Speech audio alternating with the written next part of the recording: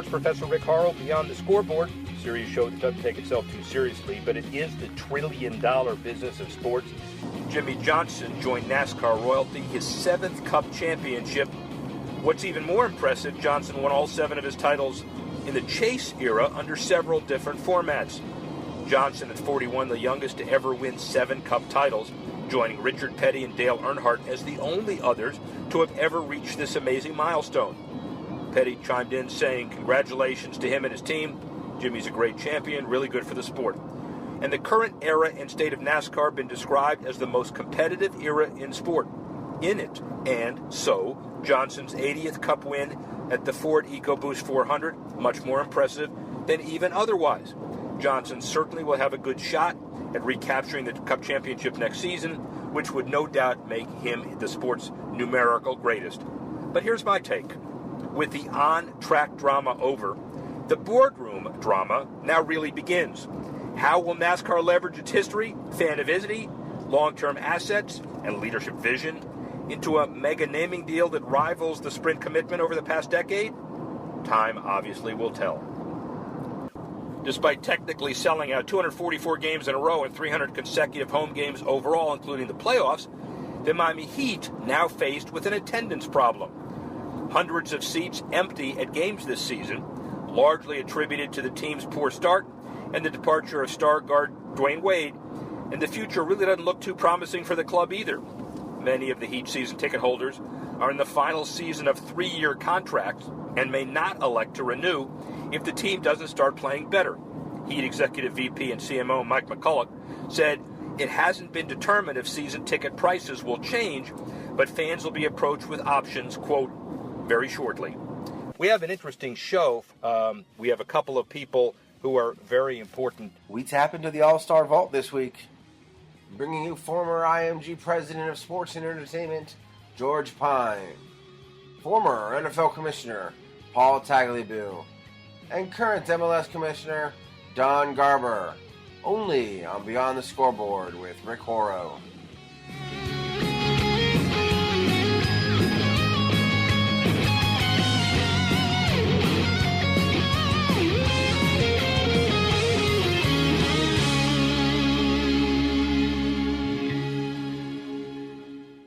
Don't complain about your cable bill going up and up and up. Do something about it. Grab a pencil and jot down this special number. Call 877-499-MY-TV. The more cable TV rates go up, the better digital satellite TV looks. So cancel the cable and get more of your favorite channels in 100% digital quality for less money. Call 877-499-MY-TV. Right now to sign up for packages starting as low as $24.99, and there's no equipment to buy. You get free HD TV upgrade, a free DVR upgrade, and free professional installation. You control what you watch when you watch it. Record your favorite shows. Pause and rewind live TV. Even skip the commercials. Watch local channels too. At just $24.99, what are you waiting for? Pull out your major credit or debit card. Call 877-499-MY-TV. That's 877-499-MY-TV. Cancel the cable, cut costs, and get more. Call now, 877-499-MY-TV. That's 877-499-MY-TV.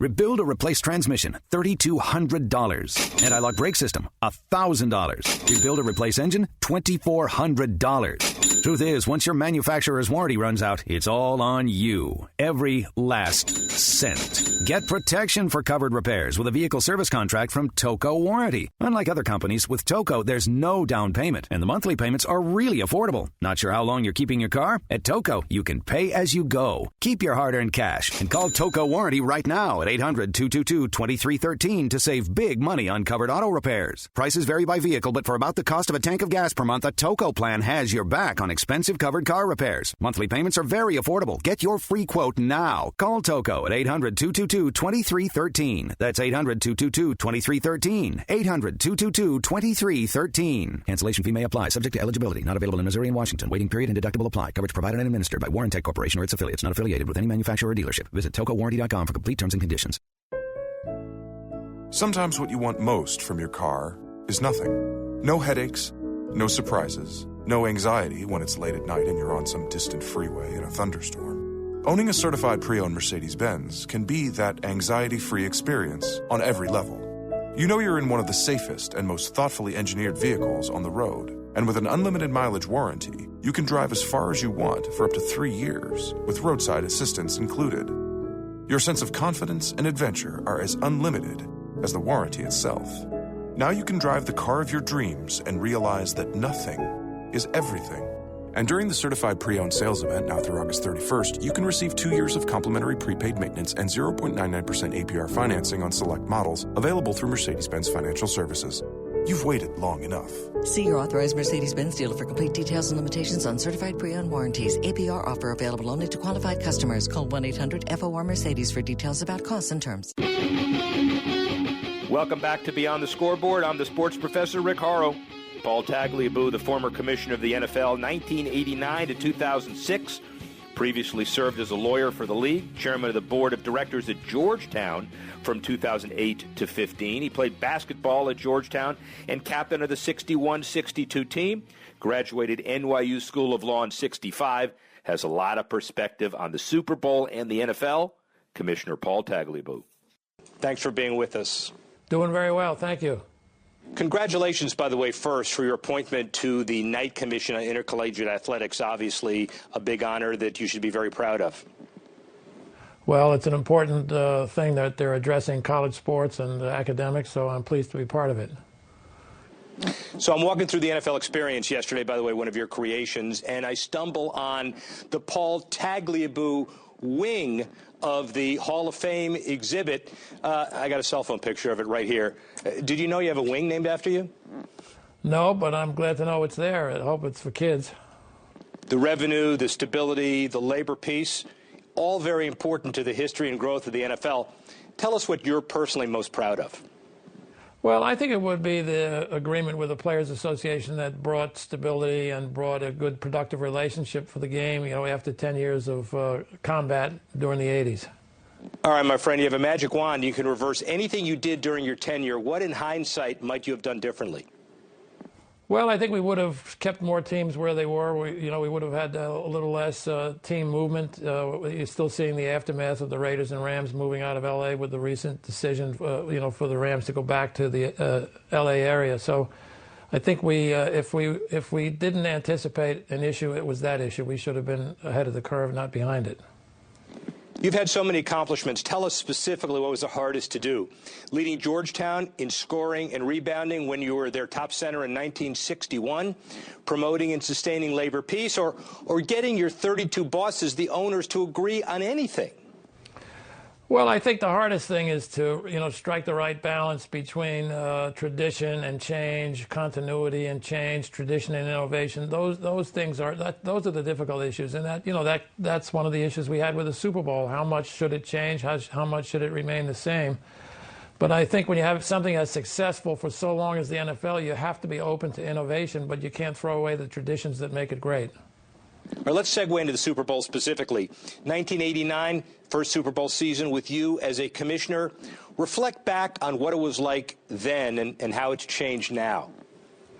Well, I think it was coming out of the decade of the 80s, the Super Bowl had suffered, as had a number of things, from the strike in 82, the players' strike in 82, which had canceled, I think, 7 games, the replacement game, so-called, in 1987. It was a period of instability. There was a lot of litigation. And, Pete Rozelle was the first to tell me that they'd lost some focus on the game itself, and that included the Super Bowl. So we had to understand that the Super Bowl is just a piece of a larger, what I call an ecosystem. It's one piece of a big puzzle. We had to get a lot of the pieces together in a new way, and that's what we did. Super Bowls are all about defining moments in America's culture. Choose one. Was it 91 after the Iraq War when you chose to play in Tampa? Was it 93 when you moved the game from Phoenix to Pasadena over the Martin Luther King holiday issue? Or was it the wardrobe malfunction or a combination? It was a combination of all those games, plus the game after 9/11, where the Patriots, where we had to move the game in New Orleans and the Patriots won. Or it was another game involving New Orleans, the Saints win in 2010, which showed that the city of New Orleans was back after Hurricane Katrina. So there were lots of great moments of the Super Bowl in my 17 years and many years before that. When you took over for Pete Rozelle in 1989, did you ever think that the cost of a ticket would be $14,000 a seat and that over 1.5 million workers would call in sick the day after the Super Bowl? You created a monster. Well, I think that most of all the players and the coaches create the monster because they're the ones who create the extraordinary entertainment that the Super Bowl is. You know, it's the greatest show on earth, and it seems like the last 10, 15 years have been phenomenal in terms of the competitiveness of the games and the upsets, like the Giants win over the Patriots if the Patriots went undefeated. So it's the drama of the game and the talent of the players that account for the $13,000 ticket. You talk about the game domestically, but what about the growth of the international game? And the Super Bowl is the tip of the spear around Europe, Africa, Asia, everywhere.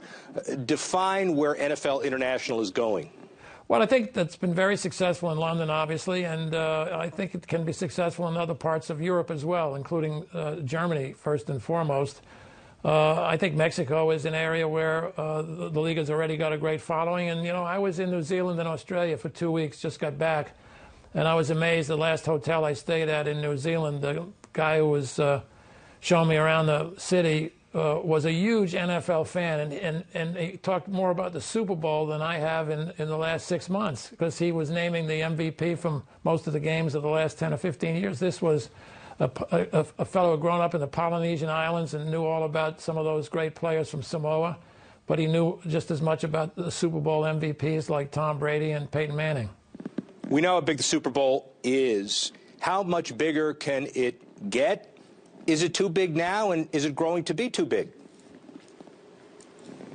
Well, I don't think it's gotten too big. I think the nation gets bigger and bigger. We have almost 350 million people now. That's a lot more than we had when the Super Bowl I was played.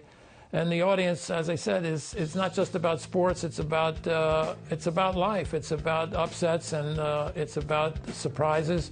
But most of all, it's about competing at an extraordinary level and succeeding. So I don't think it can get too big. The key is to make sure that the focus remains on the game, and that's what Roger Goodell and the others have done so well in recent years. Let's talk about your trip to Super Bowl venue every year. Get there 8 days, 9 days earlier. Your staff basically has all the work done. Do you see your trip as a vacation, a coronation, or a week of crisis management? Well, I tried to view it as a week of community engagement. I thought that what the community expects, what the fans expect, is for the commissioner and other league representatives to be involved in the host city. The host city puts so much energy, effort, so many resources, so much volunteerism into the game. I used to feel that my main responsibility Super Bowl week was to pay attention to the local fans and local volunteer leaders and local community organizations. And we did that for all 17 years that I was commissioner. You get to a town, what's the one thing you most worried about every single year? Well, you worry in this environment about security. You worry about injuries to the players. You worry about the weather. But I think mostly today it's about the health and safety of the players and the health and safety of the fans, which translates itself to security. Super Bowl 50 only comes along once. Define the special legacy and nature of Super Bowl 50 for the Bay Area and the league. Well, it's a great opportunity to celebrate something that is an annual, it is a midwinter national holiday, but just as important, it is the crowning moment of extraordinary athletic competition. And, there was a great game in San Francisco. I was there in Stanford Stadium, and the 49ers, of course, were one of the teams that defined the 50 years of Super Bowl history. So for the 49ers in the Bay Area to host this game, I think makes a lot of sense, and I think they'll do a fabulous job as hosts. Where are you watching the game? I'm watching it at home in Washington, D.C. Who's going to win? Can't tell you that. I was at the last one with Denver and Seattle. I thought it was going to be a close game. It turned out that it wasn't. But I think this one will be. But I can't tell you who's going to win. It's the new fabulous quarterback against the older fabulous quarterback, and. But it turns on so much other than the quarterbacks, and we saw that in the conference championship games. The defenses are obviously critical, but I'll leave picking the winners to the sports writers who know more about football than I do. ambassador, statesman, great lawyer, friend, defined the NFL for 17 years, and obviously, based on that answer, a master politician. Paul Tagliabue, thanks for stopping by.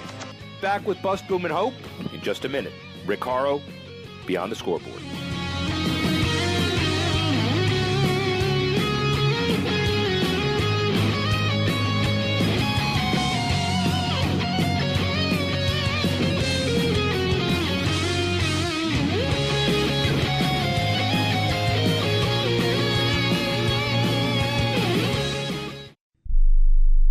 Tired of paying outrageous prices for prescription drugs? Well, we have great news. Now you can finally get prescription drugs at huge discounts from Canada Drug Center. That's right, the most popular drugs for cholesterol, high blood pressure, depression, diabetes, arthritis, and many more are now up to 75% off. Why pay U.S. pharmacy prices when you can get brand name drugs at the lowest price? Call today and get up to 75% off all the popular brand name prescription drugs. Never pay high prices again. Get the most popular drugs at huge savings from our Canadian and international pharmacies and fulfillment centers. No insurance? No problem. Prices are so low you do not need benefits or insurance to get all your prescriptions fast, easy, and affordable. Operators are waiting to take your call now. Order today and get free shipping. Just call 800-950-1180. Up to 75% off all the popular brand name prescription drugs and free shipping. Call 800-950-1180. That's 800-950-1180.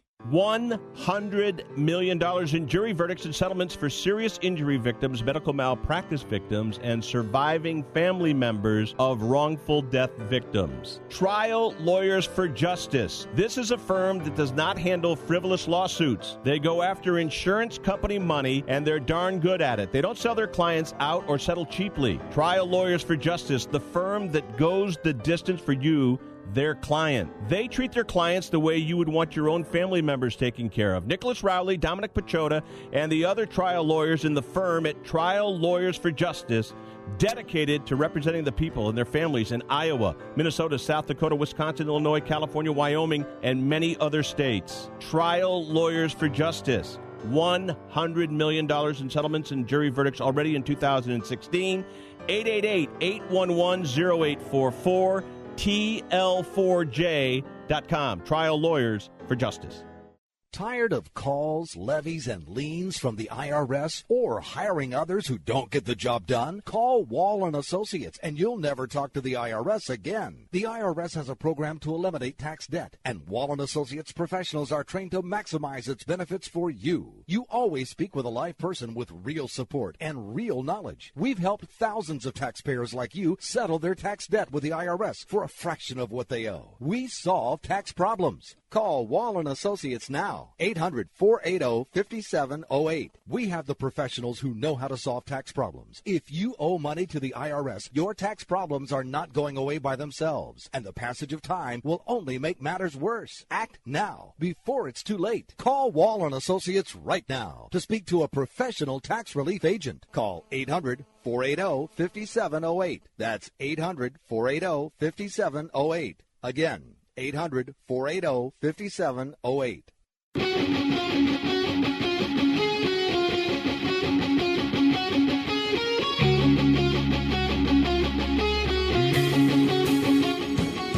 Rick Horrow, sports professor, Beyond the Scoreboard, the serious show that doesn't take itself too seriously.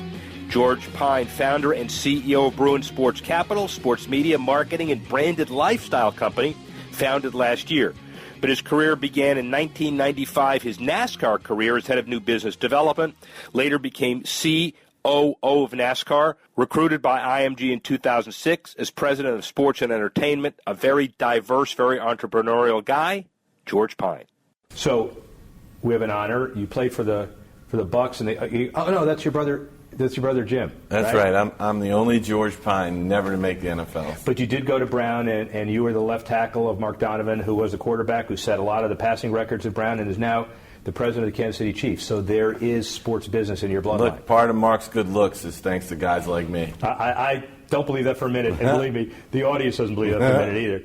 But in all seriousness, you've had an incredible history with IMG and NASCAR and now Bruin Capital of basically taking organizations and moving them to another level because of your vision. If you can, kind of talk about the commonalities of all of the stuff that you've been doing. Well, when you look back on it, and I've never been one to look back, but as you look back, I mean, when I went to NASCAR in 1995, it wasn't called NASCAR. It was called Winston Cup Racing. Yeah, the logo was red. The bar logo really wasn't really very prominent at all. And it was a great run, 95 to 05. We were young. We were hungry.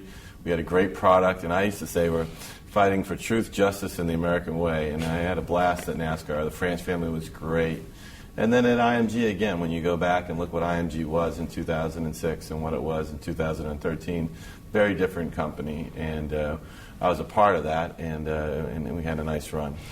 Truth, justice, American way with NASCAR and $4.5 billion annually in television rights. That doesn't hurt either. Yeah, well, we came from not much to a lot. I think when we went there, the TV rights were less than $100 million a year. When I left, they were $565 million a year. So that was good progress. I know it's unique to NASCAR, but is there a textbook answer on how you morph a brand that is a Southeast-oriented racing in the backwoods and make it an international brand? How do you do it? Well, it's a couple things. One, better distribution of the product, right? Taking it outside the Southeast to other parts of the country. Two, better distribution of the TV product. But people forget, in 1995, 16 of our races were on the Nashville network.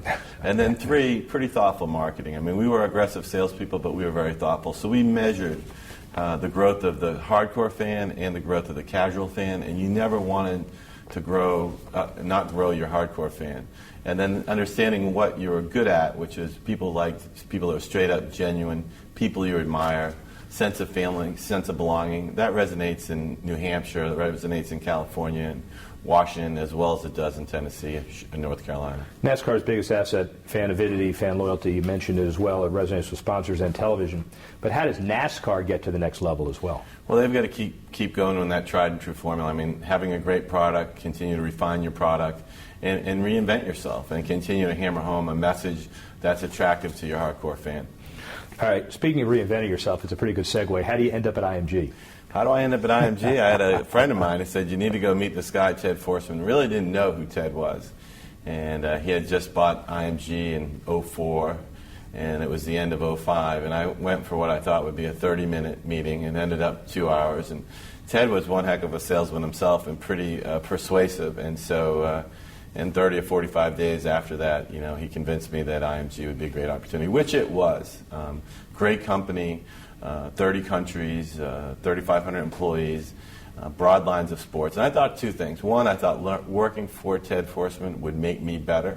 And really, anytime you get a job or have an opportunity, you really want to get better. And I thought learning from Ted day in and day out on how to invest, how to analyze things, how to look at things, how to size things up was great experience for me, which it was. And then second, I think IMG, being broad lines of business, 30 countries, was certainly a new challenge for me. So the combination of the two was compelling.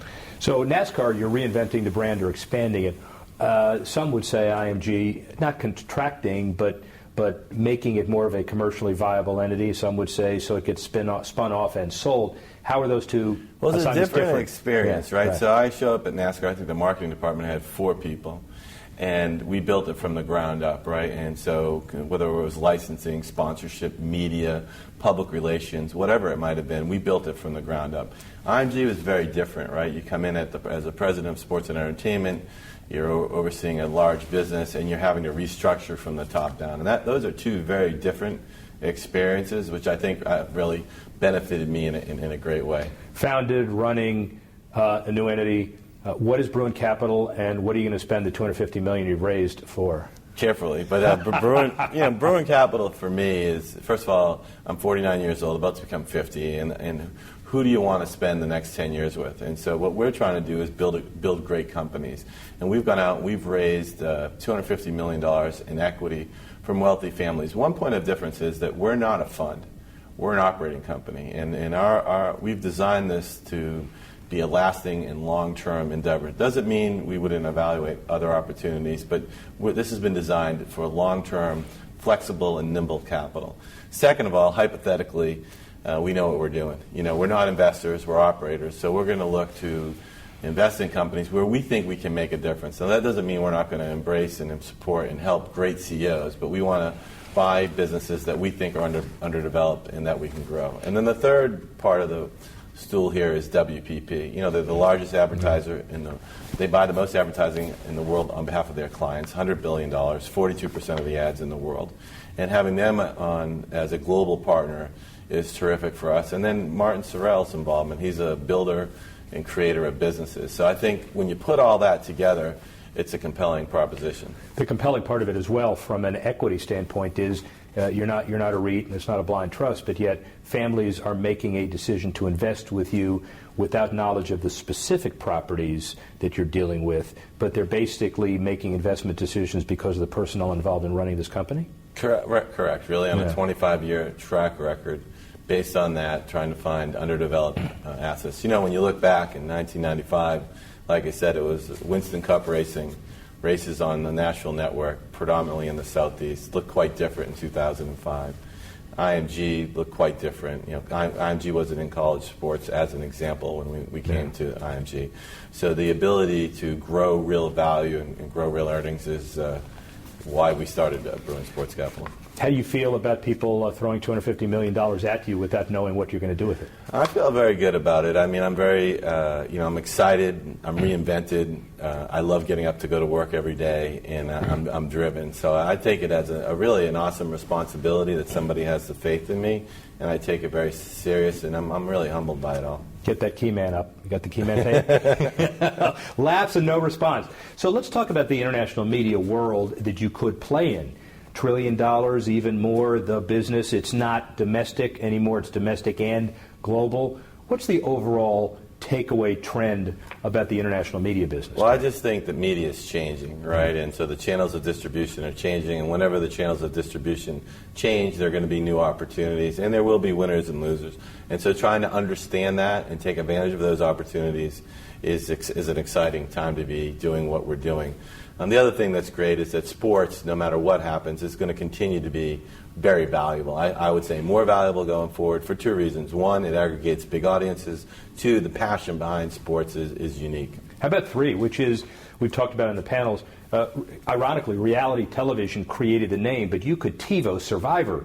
You're not going to be able to TiVo the Stanley Cup Championship and know in a cave for 3 weeks that you can't find out the result. That's got to add value to television. It's must-see TV, and also the change in distribution actually lets people experience sports in a deeper, more relevant way. You're able to share statistics and videos with your best friends, and so I actually think digital enhances the tide the consumer has, and that consumer has a very high passion. And again, as you point out, sports is must-see TV.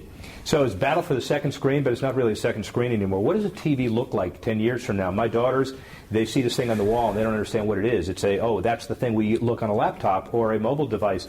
Do we care about what is a television anymore, or is it media broadly based? Well, that's the question. I mean, certainly I have 4 young children, 11 to 18, I guess not so young, and you can see that the way they consume news and information is quite different than the way we did. And so that change is definitely coming. I don't know what the screen looks like, but it's going to be different. There's absolutely no question about it. Are we ahead of where we need to be from a business perspective, or where we need to be as far as rights fees, lawyers, allocations, equity, economics?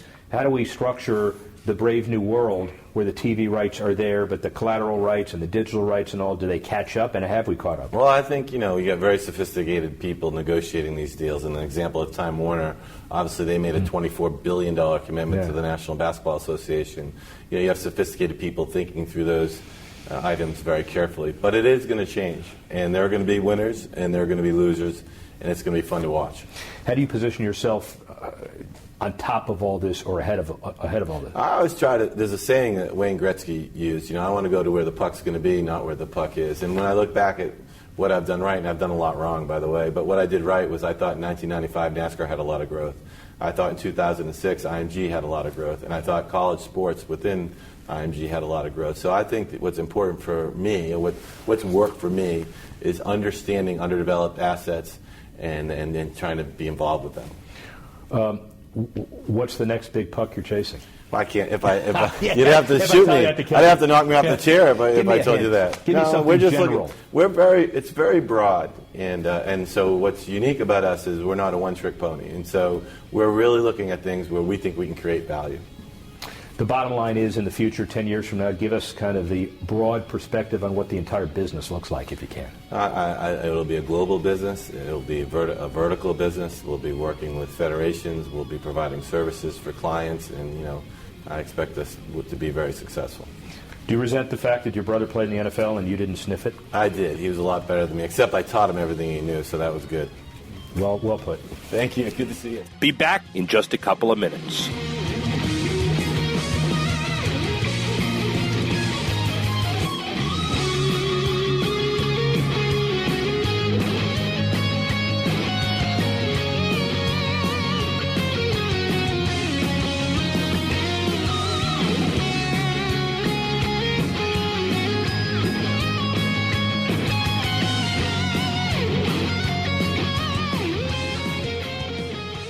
And now, today's General Steel building tip. Buy a large lot with a friend or family member that can be split into 2 smaller lots. Some of the most appealing properties may be much larger than what you want or can afford. Yet the seller may not be willing to break up a large parcel.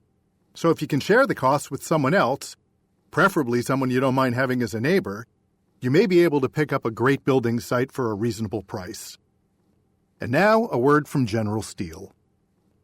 This is an alert. If your business or church is building this year, you're about to pay more than you should. This could mean thousands of dollars more for your office, retail space, church, or warehouse. A General Steel building can save you as much as half the cost and time of similar conventional construction. And we're offering rebates of up to $20,000 to help you build today. Call General Steel for free information that could save you thousands. Call 866-95-STEEL. 866-95-STEEL. That's 866-95-STEEL. Tired of paying outrageous prices for Viagra? Well, we have great news for you. Now you can finally get Viagra at huge discounts. Healthy Man allows you to save up to $500 on Viagra. Why pay U.S. pharmacy prices of $15 per pill or more when you can get Viagra for less than $3 a pill? Call today and get 40 Viagra pills for only $99. This can cost as much as $600 at your local pharmacy. You can't afford not to call us. If you want Viagra at the lowest prices, never pay $15 a pill pharmacy prices again. Get Viagra for less than $3 a pill. Call 877-663-7126 today and save up to $500 and get 40 pills for just $99. Healthy Man is fast, easy, and affordable. Operators are waiting at 877-663-7126 to take your call now. Call 877-663-7126. That's 877-663-7126. Again, 877-663-7126.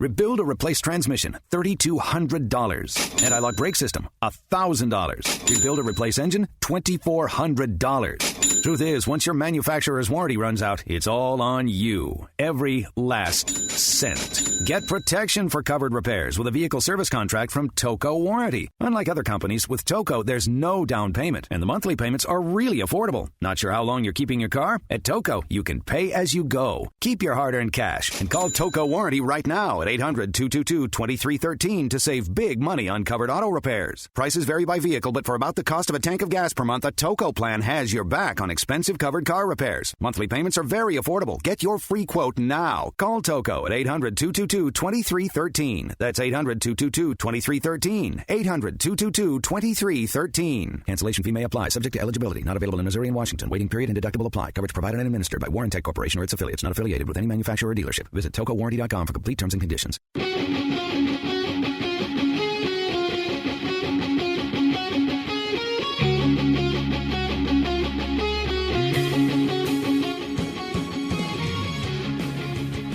It's Sports Professor Rick Horrow with Beyond the Scoreboard. Welcome back. Don Garber, MLS Commissioner since 1999, the soccer Don, with the NFL for 16 years before the MLS, and ranked by Sports Business Daily as one of the 50 most influential people in the U.S. sports business every year since 2005. Obviously, big deal with international expansion of soccer here and the draft on the way. Don Garber. What have you done here for the last 16 years? tried to work hard to build a viable and popular professional Division I soccer league in America. And so far, so good. So far, so good, and obviously a lot of issues business-wise. One of the big ones is the organizational structure, beginning of the MLS before you got here. Single entity theory. People swear by it. A lot of other leagues don't do it, but you've had it as your staple. How important was that to the success of the MLS? No single entity, no Major League Soccer, no 20 teams, no 15 stadiums, no birth of a soccer nation in our country. And the idea is really a very simple one, Rick. Our owners are partners around the board table, making decisions collectively to create the league that we have become today, and stark competitors on the field. It's actually a model that many other leagues around the world, and I think even some leagues here, would perhaps like to emulate. We'll get specific as to different components, but brand-wise, how do you view yourself today? What 30-second elevator speech on the brand of MLS? You know, a young adult in the world of professional sports here in America. 20 years now, so we've been around for a full generation. The brand is very simple. We are the league for a new America, country that's changing, that's become increasingly global, that has shifting demographics, that has our nation actually looking like and acting like we are a country that's represented by every country from around the world. The League for New America, that's our brand. And it's a great brand relative to making sure that it stays current. So getting into the whole youth issue, youth soccer, youth development programs, first and foremost, a lot of progress? There have been a lot of progress. That's a good question, Rick, because when the league was founded, there was this idea that you can build a league around all those tens of millions of kids that play. And that ultimately is not really where our fan base is today. It's all those kids that grew up playing that now are millennials and are consumers, that are influencers, that are driving purchase decisions, that are politicians and CEOs of companies. And they all came out of that movement, and they're now the core of our fan base. But you've done more than that. So in 2006, the under 16, under 18, a lot of structures that were in place that when you go across the pond, you see how dynamic that is, but Americans may not have understood how important that is here. Leap of faith, significant, successful? Well, I would say we're on the path to success. We spend more money today on youth development through our academy programs than we were spending overall as a league in terms of player salaries probably 5 or 6 or 7 years ago. But that's a long-term investment. I think the payoff will be in time. Right now, we're feeling pretty good about it. We've got some young kids that are coming up through our academies, playing for our clubs, playing for our national team. Talk about the stars of the league, salary cap, leveling the playing field. Every league does it. You have to respond in certain ways with all of that. The designated player rule, are you happy with where that is today? I got to go back to the earlier question, which was the question about the single entity. Yeah. Single entity has owners acting as partners. That doesn't mean that we're there to try to pay players less money. It's actually quite the opposite. They can come together and decide on ways that they can pay players more money. And in this case, the designated player rule is the best example of that. How do you attract star players? We did research that showed that the soccer fan in this country wanted to see the David Beckhams of the world and the Frank Lampards and the Andrea Pirlos and the Sebastian Giovincos. The franchise player, the designated player, the Beckham rule that allows us to sign those players in a way that still fits within our system. And understanding the global audience of Reuters and the fact that there still is stigma is the wrong word. There's the perception that there's the Premier League, the Bundesliga, and then there's kind of everybody else. Where do you see the quality of MLS today fitting into kind of the pantheon of world soccer? I think it's important to recognize where you are and have a realistic view of where you fit in against your competitors, but still aspire to be as good as they are. So our goal is to be one of the top soccer leagues in the world and continue to invest in the quality of play and the in-stadium experience and ensuring that we're doing all those things so that when people think about the Premier League or the Bundesliga, Serie A, at some point soon they think about Major League Soccer. But we recognize we're not there yet. And I think that's a smart approach because if you try to be something you're not too fast, you won't get there. Yet if you don't push yourself to try to get there, then you never will So I think overall the international football community believes in MLS in many ways as being of higher quality than perhaps some of the soccer folks here in America do. That's because the reality is it's getting pretty darn good. And compared to international soccer that now Americans are seeing for the first time immersively with NBC and others carrying the games at all hours, does that help you because it exposes soccer to a whole bunch of people that never seen it before, or does it hurt you because it emphasizes the quality difference? You know, I think our theory has always been to build a soccer nation in the U.S. and Canada. Try to convert people who are perhaps not fans of our game to be fans of the sport professionally. We do a lot of research that looks into what people are looking for with their professional soccer affinity.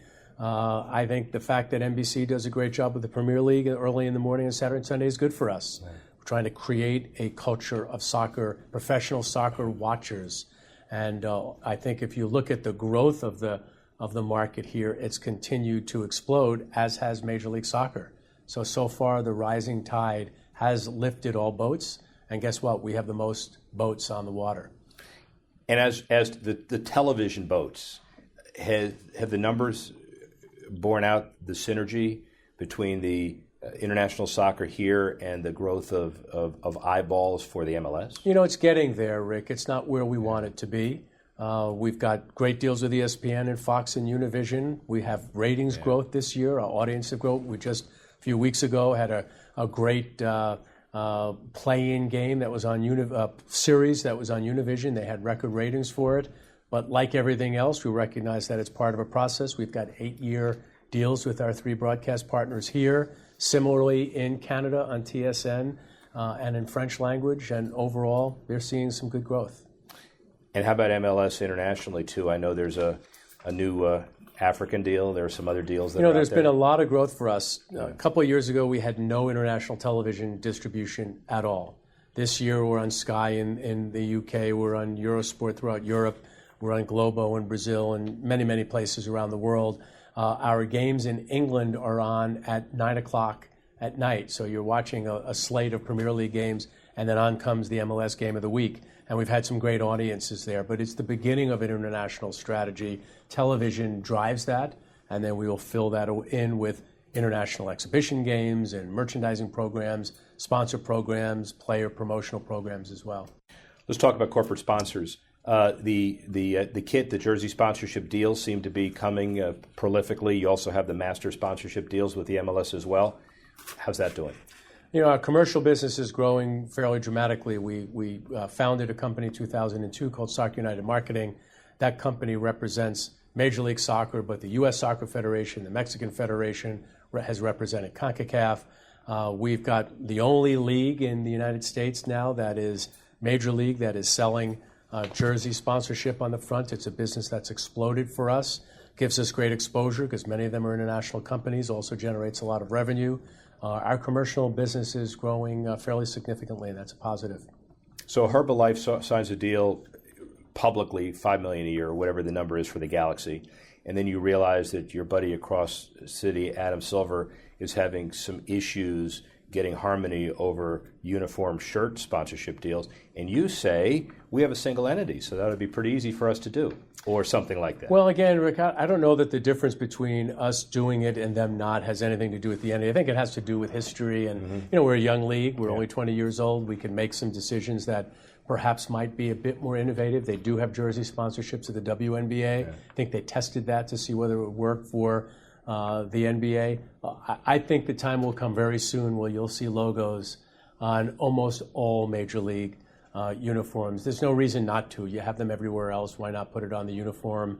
I don't know that it's happening in the next year or 2 or 5, but I think the time will come when we'll see commercial logos on uniforms in the other major leagues. And the Coca-Cola, Heineken, Johnson & Johnson, the big-time league sponsorships for you, they get benefits that transcend individual markets. They're national sponsorships and international sponsorships as well. One of the things that I think is sort of quintessential about the American sports marketing model is this concept of national sponsorship and local sponsorship. And it's one of the things that I think makes the American leagues attractive to the Premier League and the Serie A and clearly the rest of global sport. So we have a very vibrant commercial business nationally. They get certain benefits and values, signboards and intellectual property rights.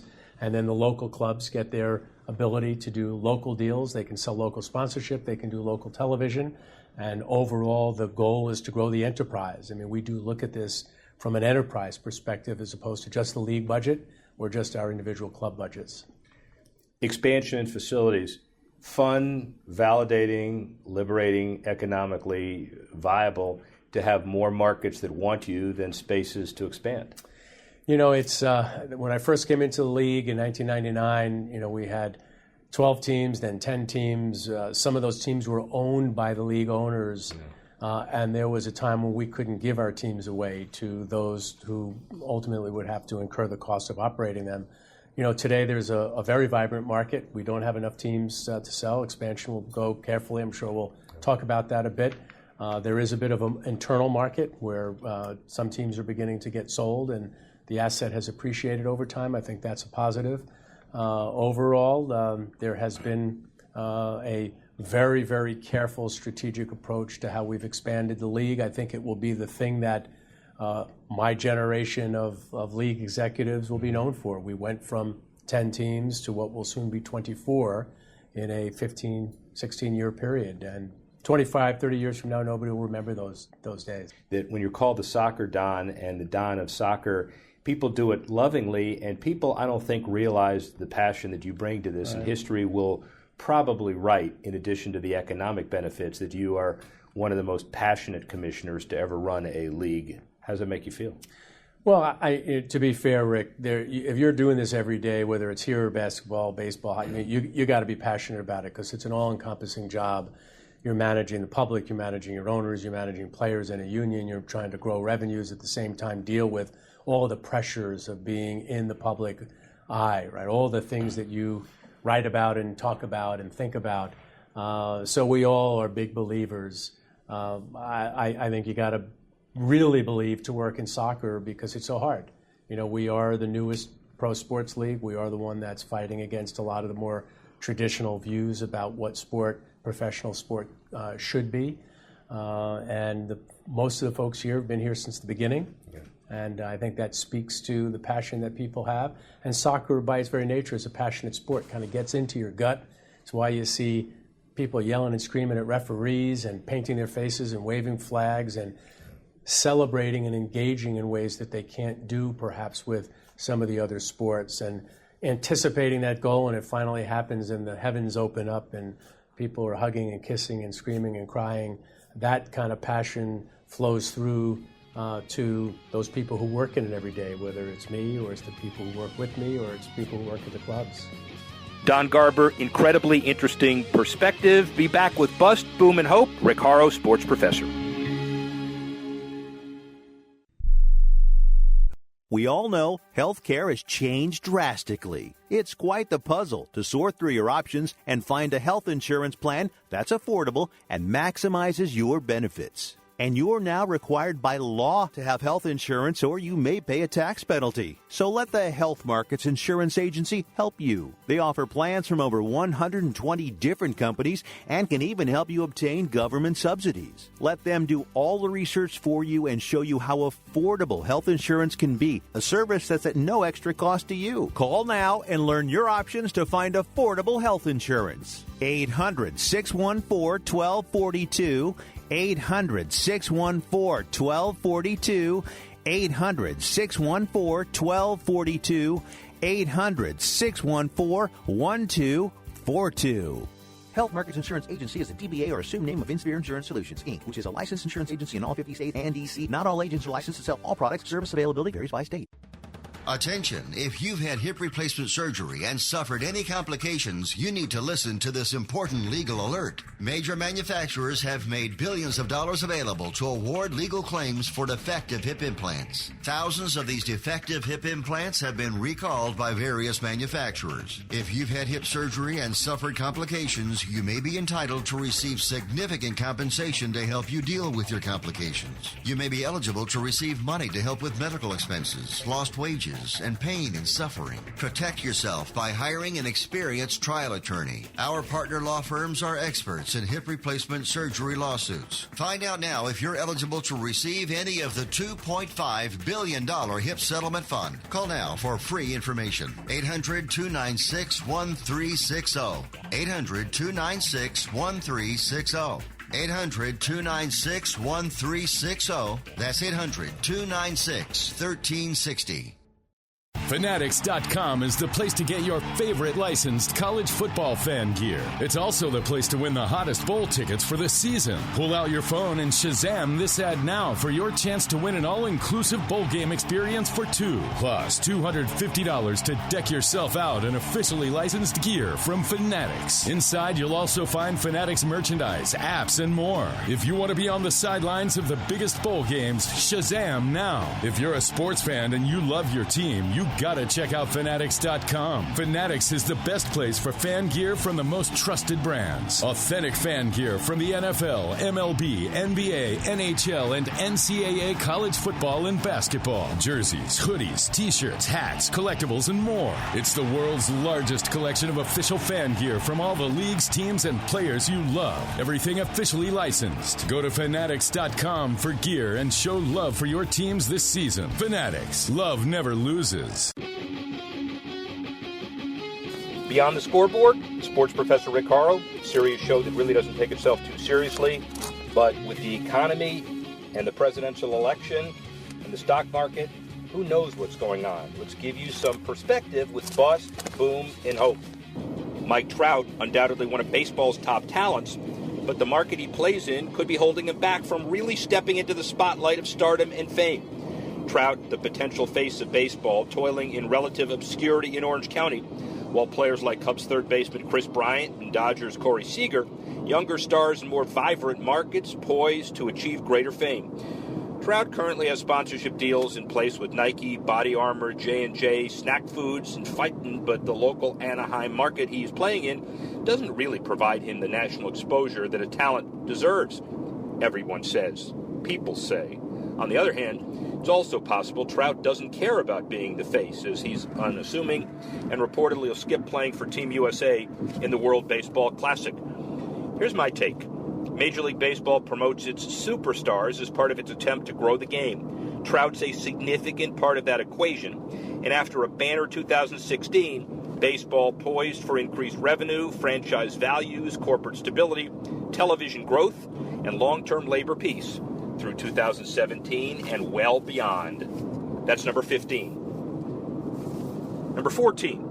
MLS grown considerably in size and popularity across the U.S. and Canada over the past few years, prompting Deloitte to lay out the benefits of introducing a pyramid system in the U.S., similar to what is used in many other nations in a recent report. However, MLS Deputy Commissioner President Mark Abbott claims the report to have serious credibility issues, and I'm quoting, according to the London Telegraph. The report said Deloitte believes the introduction of promotion and relegation into existing league systems could have numerous long-term benefits, including increased attendance, increased broadcast audiences, improved commercial revenue, and a positive impact on both elite players and grassroots participants. Abbott argued this system would prove faulty if implemented in the U.S.